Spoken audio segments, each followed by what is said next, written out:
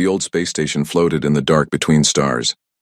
Kepler Station was huge, made of metal and glass that caught the light from distant suns. Ships came and went every day, bringing people from all over the galaxy to trade and do business. Jake Morrison pressed his face against the small window of his transport ship. He had never seen anything like this place before. The station was bigger than any city he knew back home on Earth. Lights blinked along its surface like a giant Christmas tree spinning slowly in space. "First time seeing Kepler Station?" asked Danny Webb, the ship's pilot. Danny was a short man with gray hair who had been flying between planets for 20 years. He laughed at Jake's wide eyes. "Wait until you see what's inside." Jake nodded but kept looking out the window. He was just a mining engineer from New Terra, one of Earth's outer colonies. His job was simple. He fixed the big machines that dug rare crystals out of asteroid rocks. Nothing fancy, nothing special, just hard work with his hands and basic tools. Their ship, the New Frontier, was small and old. The paint was chipped and the engines made funny noises. But it got them where they needed to go. Today, that was Kepler Station, where Jake hoped to make a deal for mining rights in this part of space. "Docking Bay 7, came a voice over the radio. It sounded strange, not quite human. "Welcome to Kepler Station." As they flew closer, Jake could see other ships docked along the station's arms. Some looked like Earth ships, smooth and white with blue markings. Others were completely different. One ship looked like it was made of living coral. Another seemed to be just a ball of silver liquid floating in space. "Those are alien ships," said Lisa Park, their navigator. She was a smart woman who knew about different species across the galaxy. "That coral one belongs to the reef people. They grow their ships instead of building them. And that silver ball? That's a fluid ship from the Mercury folk." Jake had heard about aliens, of course, everyone had. But seeing their ships up close made his heart beat faster. He was really here, in a place where beings from dozens of different worlds came together. The docking went smooth. Danny had done this many times before. Soon they were walking through an airlock and into the station itself. Jake's mouth fell open. The main corridor was wide enough to fit a whole building inside. The ceiling was so high he could barely see it. Beings of all shapes and sizes walked, crawled, and floated past them. Some looked almost human but with blue skin or extra arms. Others were so strange Jake couldn't figure out which end was the front. A tall being with 4 legs and fur like a lion walked by, talking to a small robot that beeped in response. 2 creatures that looked like giant butterflies with rainbow wings flew overhead. Near a shop selling glowing crystals, a group of rock-like beings stood perfectly still, making sounds like grinding stones. "Don't stare," Lisa whispered. It's considered rude in most cultures, but Jake couldn't help himself. Back on New Terra, the most exciting thing was when the supply ship came once a month. Here, every step brought something new and amazing. They found rooms in the cheap part of the station. The beds were too small and the food dispenser only had 3 flavors, but Jake didn't care. After dinner, Danny suggested they go to Murphy's Bar, a place that served both humans and aliens. Murphy's Bar was dark and smoky. The air tasted of strange spices and metal. Most of the customers were human, but Jake saw several aliens sitting at tables in the back.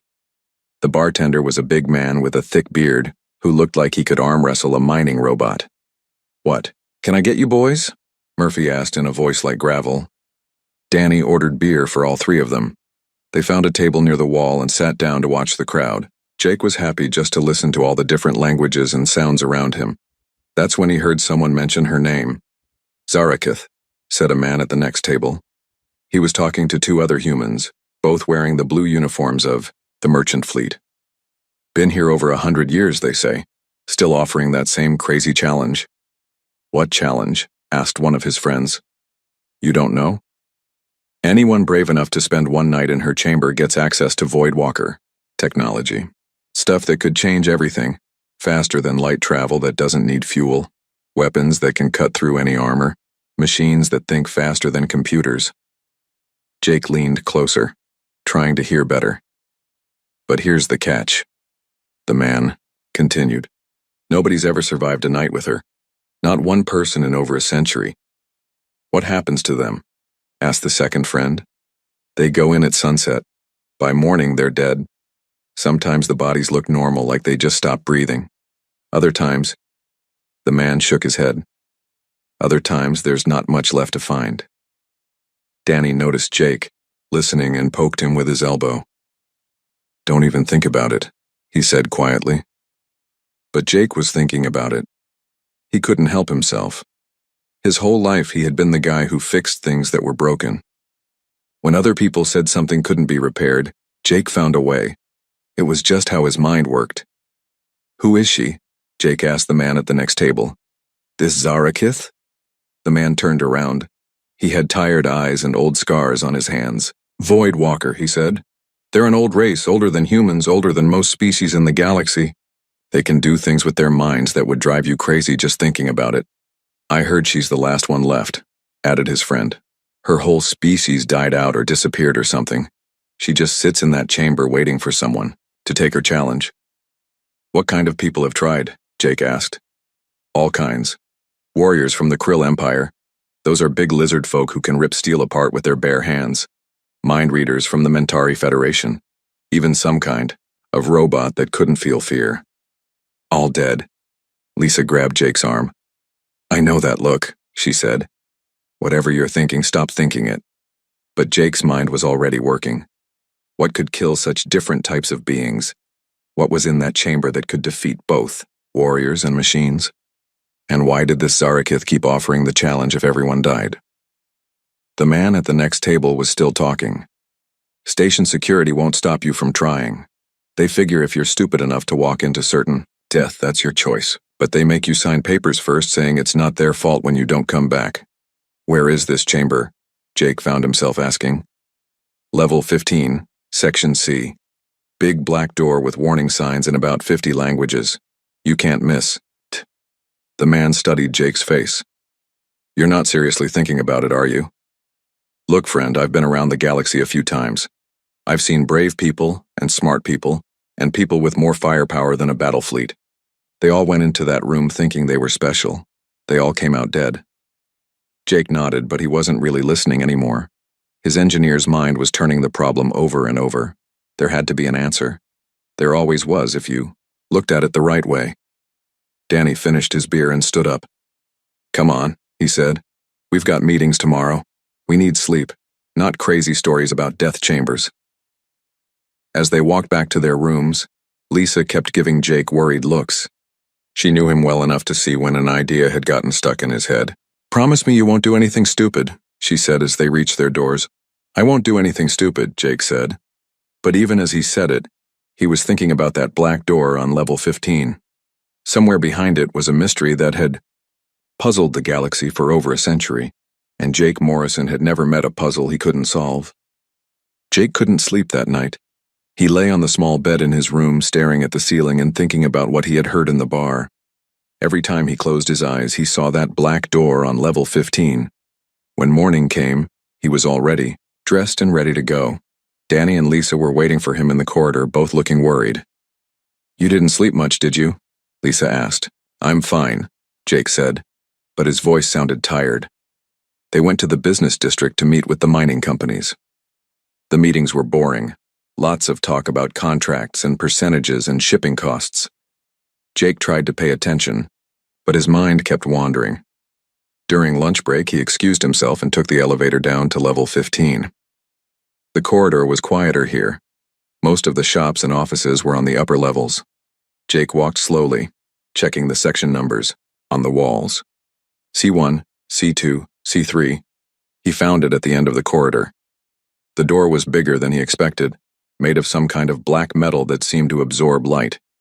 Warning signs covered the walls around it in dozens of different languages and symbols. Jake could read the English ones. Danger, authorized personnel only, and warning, high risk of death. But it was the small sign next to the door that caught his attention. It was written in simple text. Trial Night Challenge, C Station. Administrator Kexlon for details. Jake stood there for a long time, just looking at the door. He had expected to feel scared, but instead he felt curious. What was behind there? What had killed so many people? You are thinking about it. Jake jumped and spun around. A tall being stood behind him, so quiet he hadn't heard it approach. The creature looked almost human but wrong in ways that made Jake's eyes hurt to focus on. Its skin was pale gray and seemed to move slightly, like water. Its eyes were completely black, like holes in space. "You're her," Jake said. It wasn't a question. "I am Zarakith," the being said. Her voice sounded like wind blowing through empty rooms. "And you are thinking about accepting my challenge." "Maybe," Jake said. "I'm curious about what's in there." Zarakith moved closer. Jake felt cold, like standing near an open freezer. Other people in the corridor seemed to avoid looking at her, walking quickly past with their heads down. "You are different from the others," she said, studying his face. "The warriors come seeking glory. The scholars come seeking knowledge. The merchants come seeking profit. What do you seek?" Jake thought about it. "I guess I want to understand what's happening, why everyone dies." This seemed to surprise her. She tilted her head, and for a moment she looked almost confused. "You wish to understand death?" "I wish to understand the problem," Jake said. "I fix things for a living. When something's broken, I figure out why and I fix it. Maybe what's happening in there isn't supposed to kill people. Maybe something's just broken." Zarakith stared at him for a long moment. Then she made a sound that might have been laughter, but it sounded like breaking glass. "Broken," she repeated.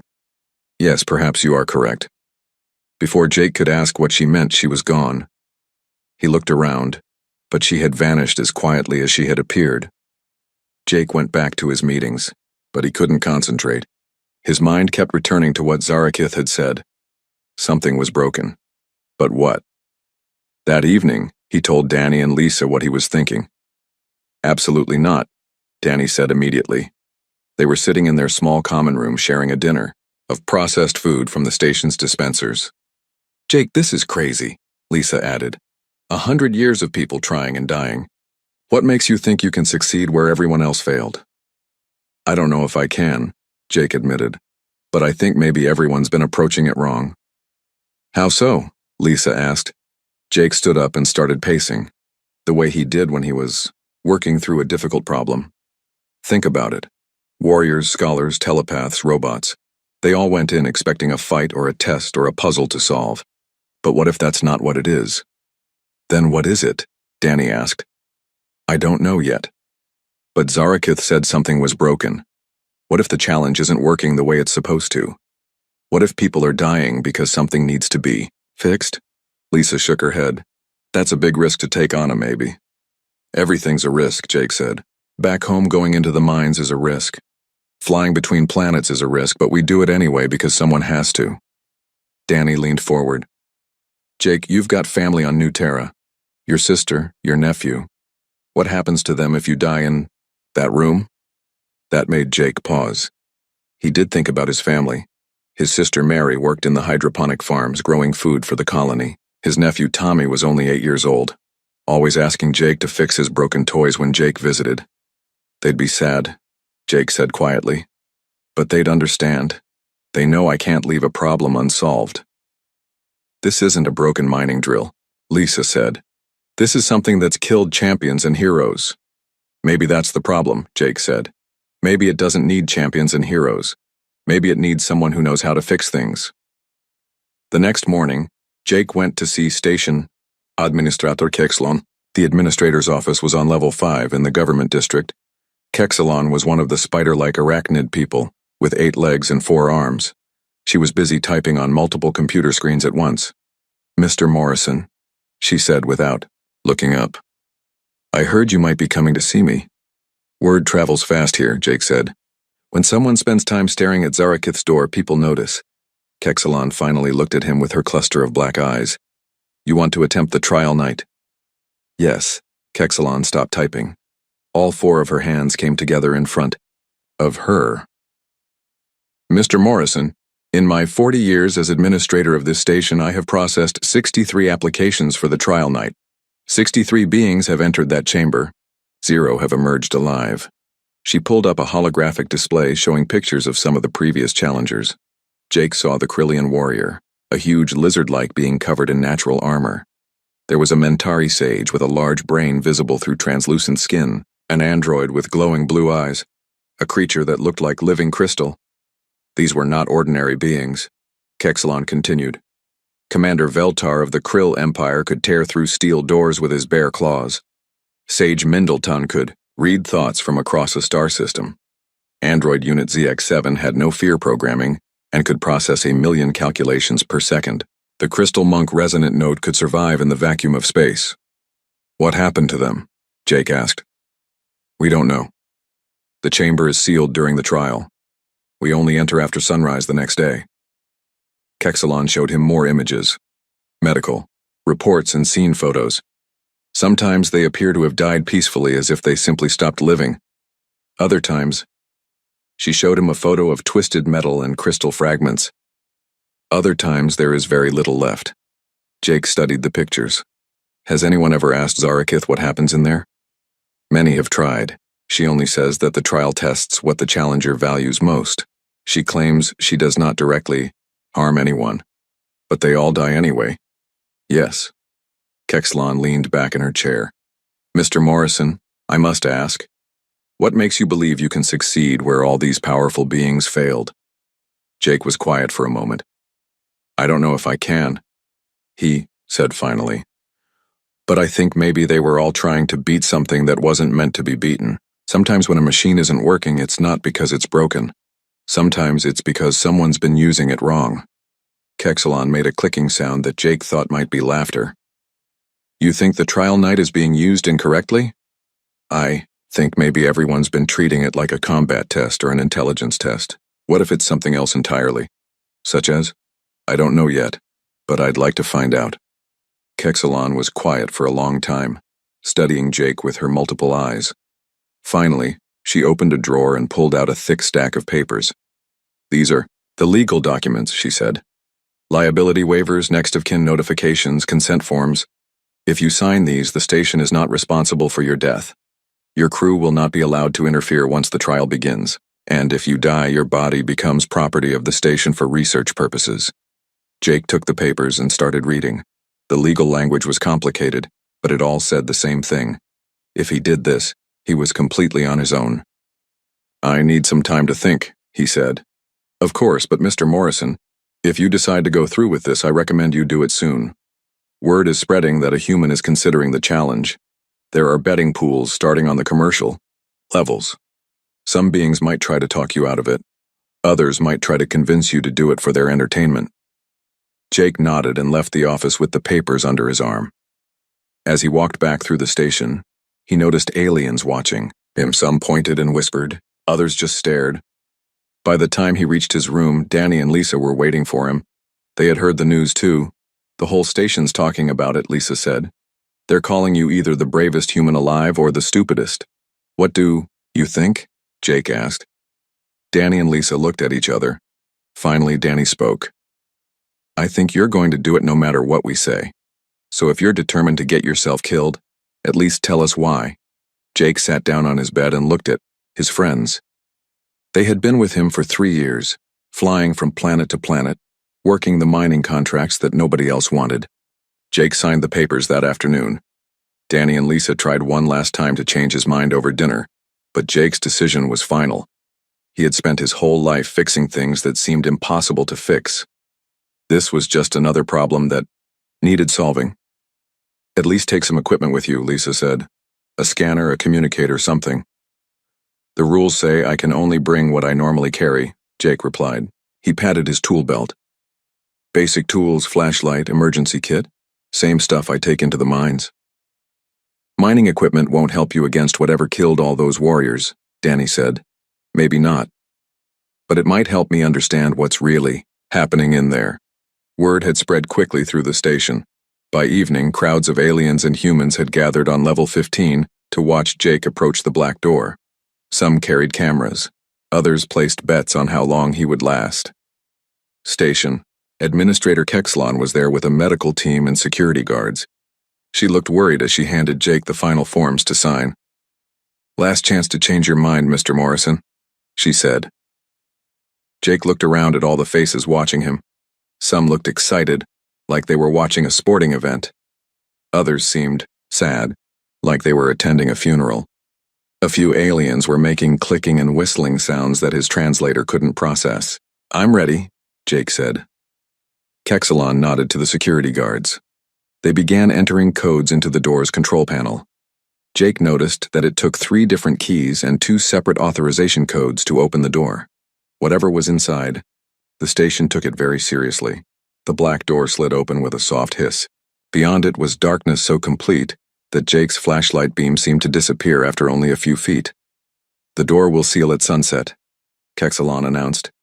It will not open again until sunrise, exactly 12 hours from now. Mr. Morrison, are you certain you wish to proceed? Jake stepped forward.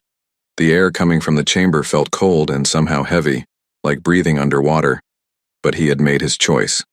See you in the morning, he said to Danny and Lisa. Then he walked into the darkness. The door sealed behind him with a final click. Jake stood still for a moment, letting his eyes adjust. The chamber was bigger than he had expected, much bigger. His flashlight showed walls that curved away into shadows, but he couldn't see the ceiling or the far end of the room. The floor was smooth and black, like polished stone. Hello, he called out. His voice echoed strangely, as if the room was both very large and very small at the same time. For a moment, nothing happened. Then light began to grow in the center of the chamber. It wasn't normal light. It seemed to come from everywhere and nowhere, making his shadow point in multiple directions at once. Zarakith sat in the middle of the light, cross-legged on the floor. Around her floated dozens of crystal shapes that pulsed with inner fire. She looked different here than she had in the corridor. More solid, but also more alien. Her skin moved like liquid, and her black eyes reflected the crystal light like mirrors. You came, she said. Her voice sounded surprised. I said I would. Jake walked closer, his boots making no sound on the strange floor. So this is where it happens. This is where they all died, yes. Zarakith gestured to the crystals floating around her. Each crystal holds the memory of one who attempted the trial. 63 memories of fear, pain, and failure. Jake stopped about 10 feet away from her. Up close, he could see that the crystals weren't just floating, they were moving in complex patterns like planets orbiting a star. What exactly is the trial? He asked. Zarakith looked at him with those black eyes.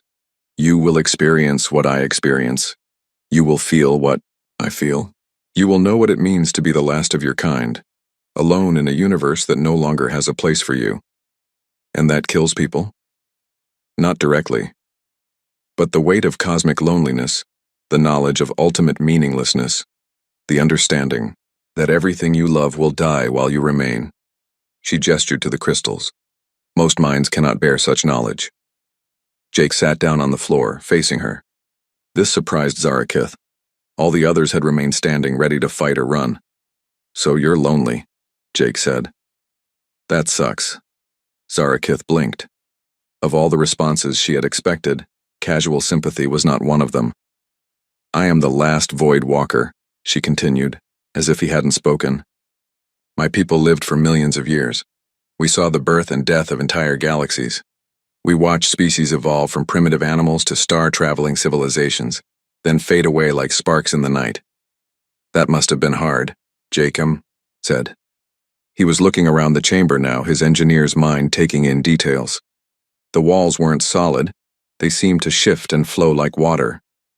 The ceiling disappeared into infinite darkness. How long have you been alone? 10,000 years, since the last of my kind chose to fade into the void rather than continue existing in an empty universe. Why didn't you go with them? This question seemed to catch Zarakith off guard. The crystals around her pulsed brighter for a moment. I could not accept that everything was meaningless. I believed there must be someone somewhere who could understand, someone who could bear the weight of cosmic knowledge without breaking. Jake nodded. So you've been testing people for 10,000 years, hoping to find someone who won't go crazy when they understand how big and lonely the universe is. Yes. But you keep killing them instead. I do not kill them. Zarakith's voice rose, and the chamber seemed to shake. I simply show them truth. If they cannot handle truth, that is not my fault. Jake held up his hands peacefully. Okay, you don't kill them directly, but showing someone something that drives them crazy is still pretty dangerous, don't you think? The shaking stopped. Zarakith looked confused again. I never considered it from that perspective. Right. So here's what I think is happening. Jake stood up and started walking around the chamber the way he did when he was working through a problem. You've been alone for 10,000 years. You're desperate to find someone who can understand what you've been through. But you're so focused on testing whether they can handle the big cosmic stuff that you're overwhelming them right from the start. He stopped in front of one of the floating crystals. Inside, he could see swirling images, a Krillian warrior screaming, as his mind broke under the weight of infinite loneliness. This guy, Jake said, pointing at the crystal. He was a soldier, right? Used to following orders, fighting enemies he could see and touch. You hit him with the concept of eternal meaninglessness and his brain just couldn't process it. He was supposed to be strong, Zarakith said. Physical strength doesn't help with mental problems. It's like trying to fix a computer with a hammer. Jake moved to another crystal, this one showing a Mentari sage collapsed on the floor. And this one, telepaths are used to reading thoughts and emotions from other people. You probably flooded him with 10,000 years of your own emotions all at once. I wanted him to understand, but you can't download that much experience into someone's brain and expect them to stay sane. It's like trying to pour an ocean into a coffee cup. Jake walked back to the center of the chamber and sat down again, facing Zarakith. Look, he said, I'm not saying what you're doing is wrong. You want to find someone who can understand you, that's normal. Everyone needs someone to talk to. But your method is, well, it's kind of like trying to make friends by hitting people. With a truck. For the first time since he had entered the chamber, Zarakith laughed. It was a strange sound, like wind chimes in a gentle breeze. A truck, she repeated. Yes, I suppose it is rather like that. The crystals around her began to pulse in a different rhythm, slower and more peaceful. Jake felt some of the tension leave the air. So here's my question, Jake continued. Instead of testing people to see if they can handle your whole life, story at once, why don't you just talk to them, start small, get to know them, let them get to know you? I do not understand. Well, for example, what's your favorite color? Zarakith stared at him. My favorite color? Yeah. Simple question. Everyone has preferences. I have not thought about preferences in many centuries. Colors are simply wavelengths of light. But some wavelengths probably look nicer to you than others, right? Zarakith was quiet for a long moment, thinking. I suppose I have always been drawn to the color of starlight, not the harsh white of young stars, but the gentle gold of older ones. That's nice, Jake said. I like blue myself, the color of Earth's sky. You ask such strange questions, Zarakith said. Not strange, just normal. This is how people get to know each other. Small things first, then bigger things later. Jake leaned back, getting comfortable. Want to know something funny? I was expecting some kind of monster in here or maybe a death trap. Instead, I find someone who's just really, really lonely and doesn't know how to make friends. I am not trying to make friends, Zarakith said, but her voice was uncertain. Aren't you? What else would you call it when you're looking for someone who can understand you? The crystals around them began to dim slightly. The chamber felt warmer somehow, less alien and threatening. I had not considered, Zarakith began, then stopped. Considered what? That loneliness might be a simple problem with a simple solution. Jake smiled. Most problems are simpler than they look. The trick is breaking them down into pieces you can actually. As the hours passed, Jake learned more about Zarakith than anyone had in 10,000 years. Her people, the Voidwalkers, had been ancient when humans were still living in caves. They could step between dimensions, see across time, and touch the fundamental forces that held the universe together. But with great power came great sorrow. They lived long enough to watch everything they cared about fade away. We tried to help younger species, Zarakith explained. They were still sitting facing each other in the center of the chamber, but now the floating crystals had arranged themselves in a gentle circle around them, like a campfire made of light. We shared our knowledge, taught them science and art, and philosophy, but in the end, they all died anyway. How long do humans live compared to your people? Jake asked. Your species lives perhaps 80 of your years. Mine lived for millions. Jake whistled softly. No wonder you're having trouble. That's like, imagine if you lived for one day, and you were trying to make friends with creatures that lived for 1 second. Every time you started to get to know them, they'd be gone. Yes, Zarakith said, and for the first time her voice carried real sadness instead of cosmic despair. That is exactly what it was like. So what happened to the rest of your people? They grew tired of watching civilizations rise and fall like waves on a beach, tired of forming attachments that always ended in loss. One by one, they chose to fade, to let their consciousness dissolve back into the void. But you didn't. I could not. I kept thinking that there must be some purpose to it all, some reason why we had lived so long, seen so much. I thought if I could find just one being who could understand, who could carry the knowledge forward. Jake nodded. You'd have someone to pass the torch to. Pass the torch? It's a human expression. Like in a relay race. You run your part, then you give the torch to the next runner and they continue the race. You were looking for someone to continue your people's race. Zarakith considered this. Yes, that is exactly what I was seeking. But you were testing people wrong. You were trying to download your entire life experience into their heads all at once. That's not how humans learn. We learn gradually, piece by piece. To demonstrate, Jake started telling Zarakith about his own life. Not the big cosmic stuff, but the small human details. Growing up on New Terra, where the sky was pink instead of blue because of the atmosphere. Learning to fix machines from his father, who had been a maintenance worker at the spaceport. The day his father died in a mining accident, and how Jake had decided to become an engineer so he could make machines safer. Your father died young, Zarakith observed. Yeah, I was 22, old enough to understand what death meant, but young enough for it to hurt really bad. Jake's voice was quiet, but you know what? Even though he's gone, the things he taught me are still here. The way he showed me how to think through problems, how to be patient with broken things, how to never give up, that's all still alive. I do not understand. Humans don't live very long, but we're good at passing things on. Knowledge, values, stories. My dad died, but the important parts of him are still here in me. And when I die, I'll pass them on to someone else. Zarakith was quiet for a long time. The crystals around them pulsed slowly like a heartbeat. You are saying that even short-lived beings can achieve a form of immortality? Sort of. Not the person, but the ideas. The things that matter. Jake gestured around the chamber. Look at what you're doing here. You're trying to pass on everything your people learned. That's immortality too, just a different kind. But everyone I share it with dies. Because you're doing it wrong. Here, let me show you something. Jake pulled out his portable toolkit and opened it on the floor between them. Inside were wrenches, screwdrivers, a small welding torch, and various other implements. See this wrench? My father gave it to me. It's not special. You can buy one just like it in any tool shop. But this specific wrench has been fixing things for 40 years. First my father used it, now I use it.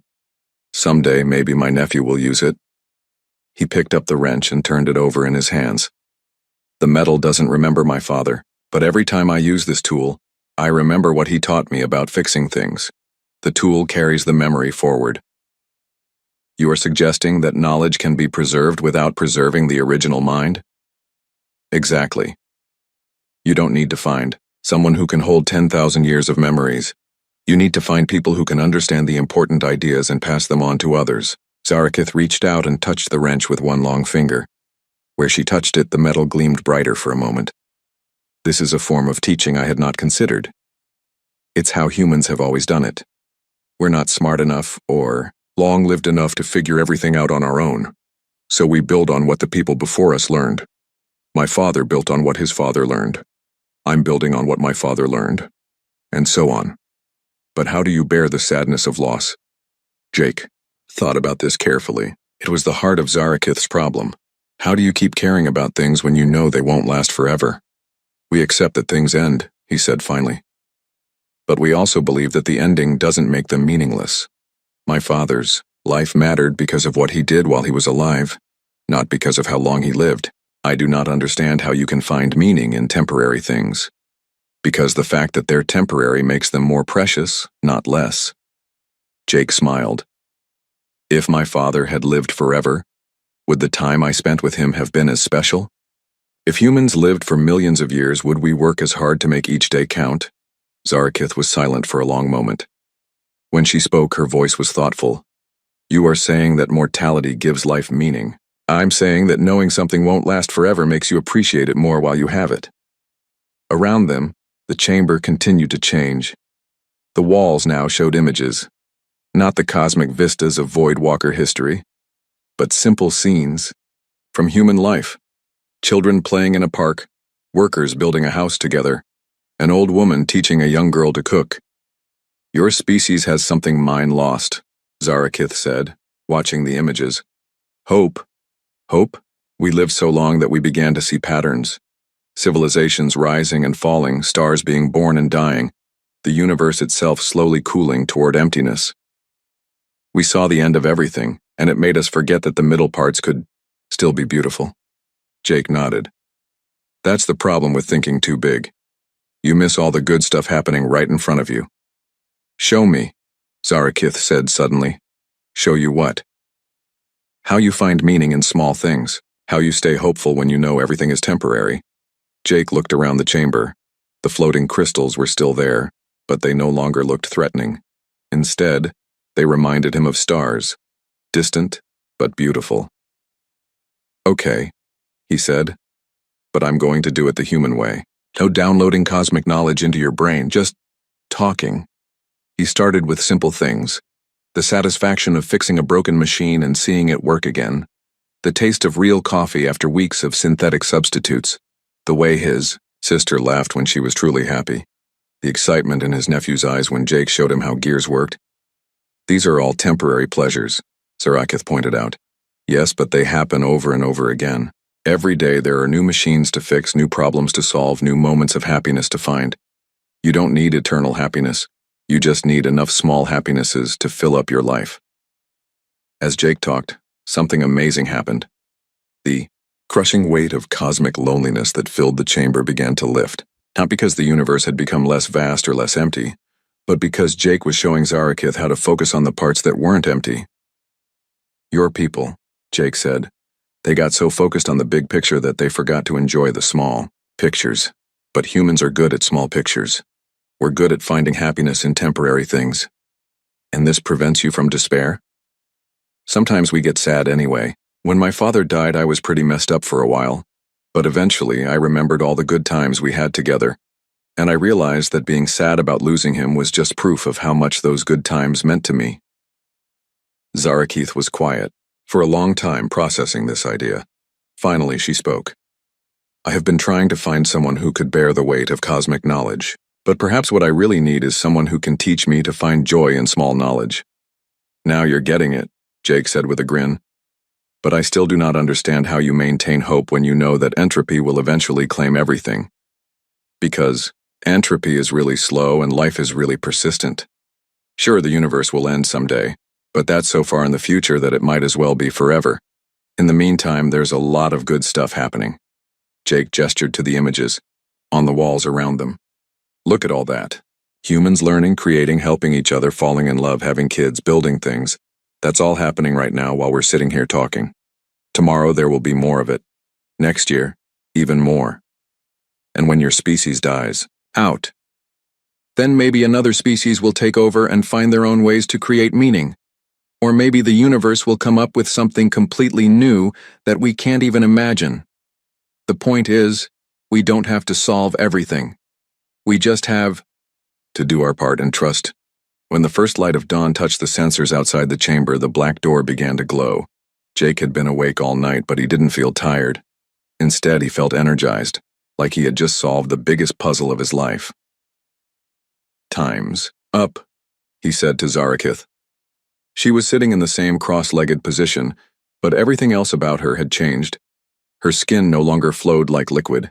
It looked almost solid, almost human. Her black eyes now reflected light instead of absorbing it. The floating crystals around them had settled into gentle patterns, their harsh pulsing replaced by a steady, peaceful glow. I do not want you to leave, she said quietly. I have to. That was the deal. One night. But this doesn't have to be goodbye. Jake stood up and brushed dust off his clothes. His tool belt was still around his waist, his flashlight still clipped to his pocket. He looked exactly the same as when he had entered 12 hours ago, but he felt different. Like he had just made a friend who would change his life. What will you do now? Zarakith asked.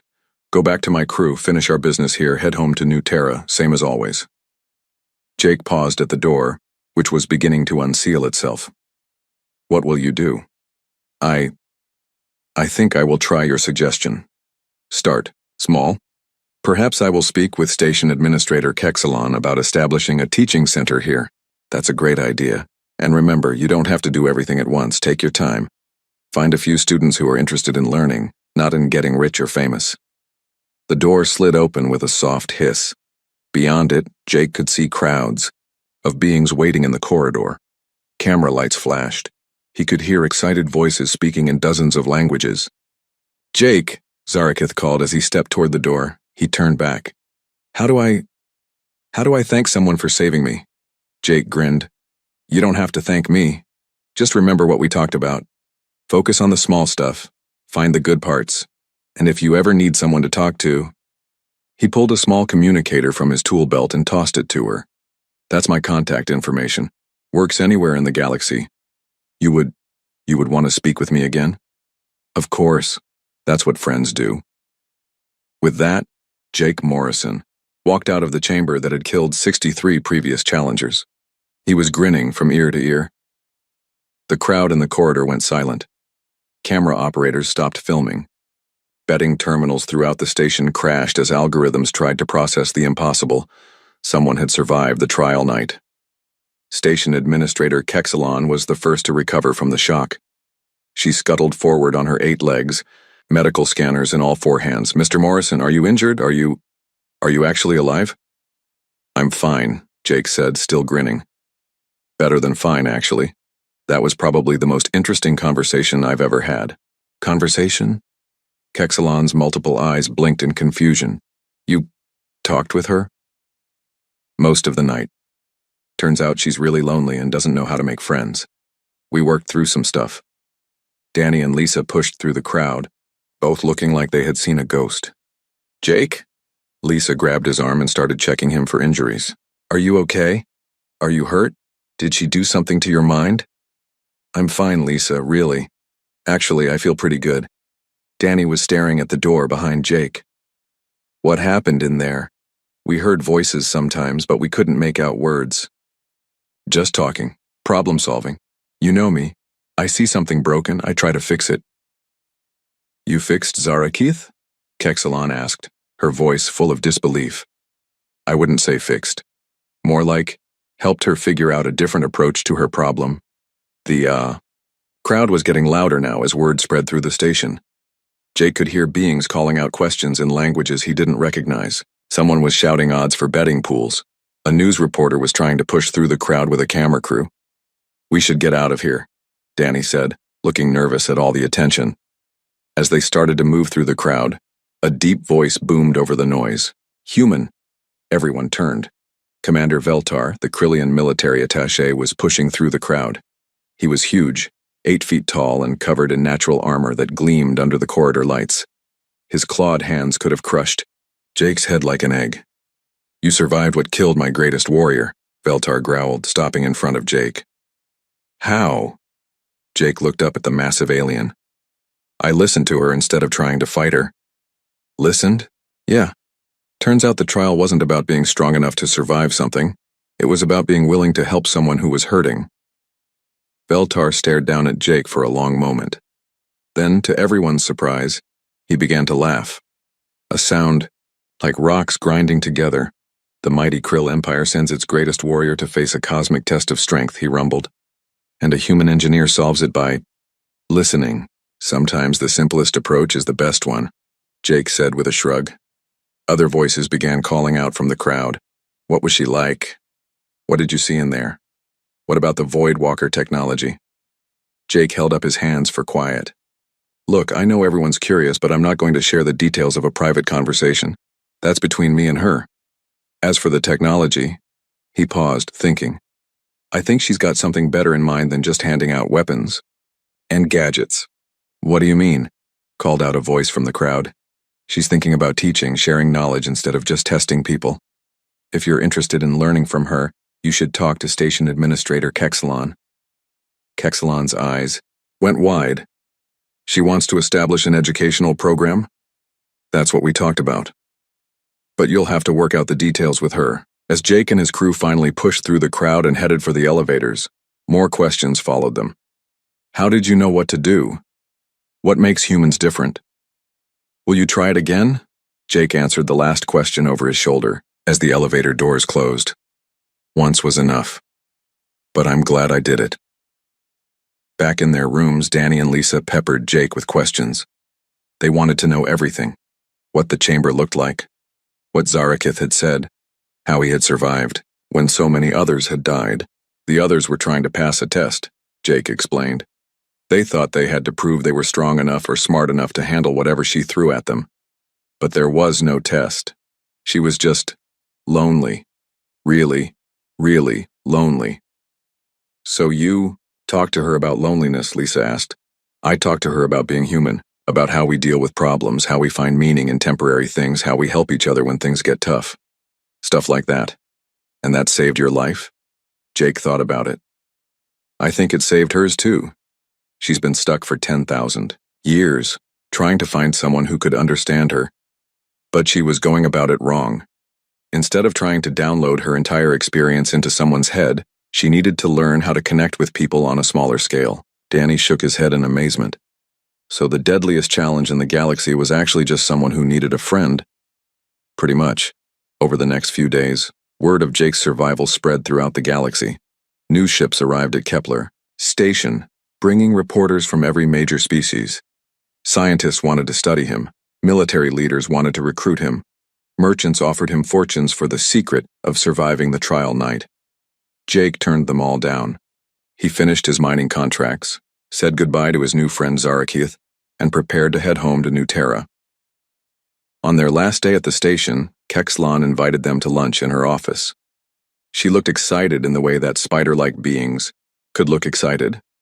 Zarakith has agreed to establish the Voidwalker Institute for Interspecies Understanding, she announced. We're converting 3 entire levels of the station into classrooms and research facilities. She'll start with small groups, maybe 10 students at a time, teaching them about Voidwalker science and philosophy. That's great, Jake said. I think she'll be good at it once she gets used to the idea. She asked me to give you this, Kexalon said, handing Jake a small crystal.